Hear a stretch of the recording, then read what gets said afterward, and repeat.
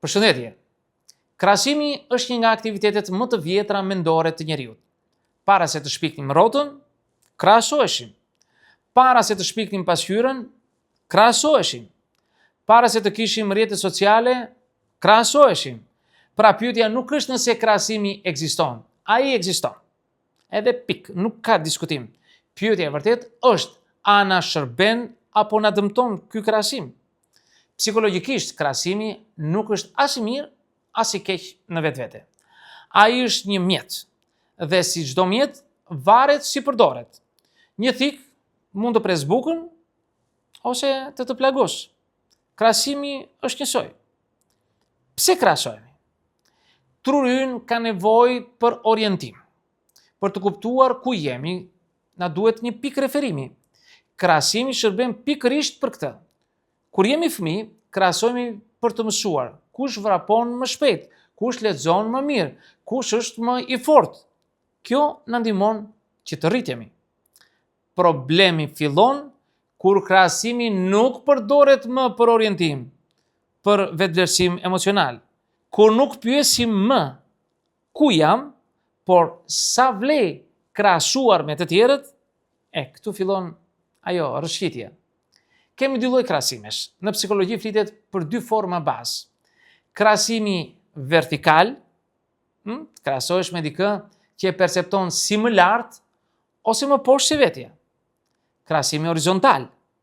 Krahasohesh me dikë të ngjashme ty për të kuptuar diferencat reale.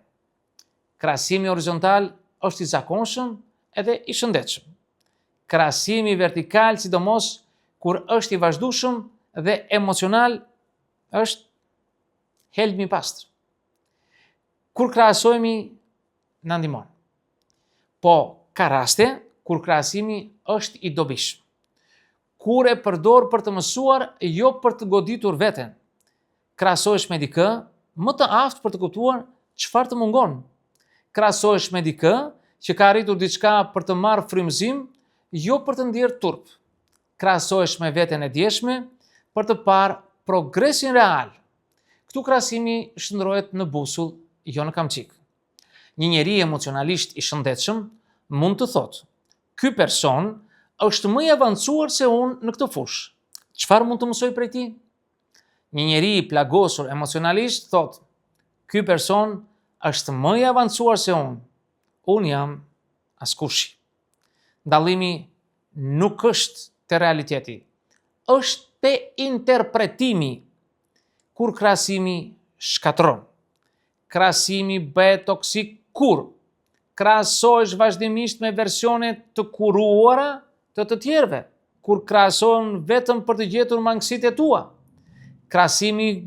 Kur krahasimi bëhet burim ankthi, zilije, turpi ose urrëtie ndaj vetes, kur vlera jote personale varet nga rezultati i krahasimit. Në këtë pikë krahasimi nuk është më analizë, është vetëdhunë psikologjike. Rrjetet sociale, fabrika e krahasimit. Rrjetet sociale nuk shpikën krahasimin, por e industrializuan atë. Aty krahasohesh me kulme, jo me realitet, me trupa të filtruar, suksese të zgjedhura, buzëqeshje të programuara. Ti e sheh jetën e tjetrit në momentet më të ndritshme. Jetën tënde e përjeton në të gjithë kaosin e saj. Dhe pastaj pyet veten pse ndihesh kaq poshtë dhe kaq i rënuar. Kjo nuk është mungesë inteligjence. Është mungesë e mbrojtjes psikologjike. Krahasimi dhe vlera. Vetvlera e shëndetshme nuk ndërtohet duke fituar krahasime. Ndërtohet duke ditur kush je, çfarë ke kaluar dhe çfarë po përpiqesh të bësh. Një njeri me vetvlerë të brendshme mund të humbas në krahasim dhe të mos shembet, të mos bjer. Një njeri me vlerë të brisht mund të fitojë në krahasim dhe prap të ndihet bosh. Sepse problemi nuk është pozicioni, janë themelet. Krahasimi në marrëdhënie. Një nga format më shkatërruese është krahasimi në çift. Burri shoqes time bën më shumë. Gruaja e filanit duket më e bukur, më e mirë. Krahasimi këtu nuk krijon rritje, krijon ftohje distancë dhe armiqësi të heshtur.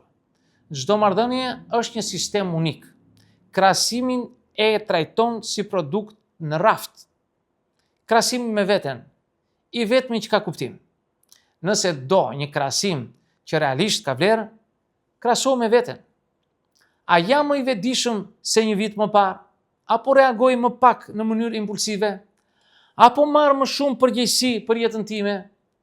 Ky krahasim nuk është spektakular. Nuk sjell duartrokitje, por ndërton stabilitet. Pra, është më i mirë apo më i keq krahasimi?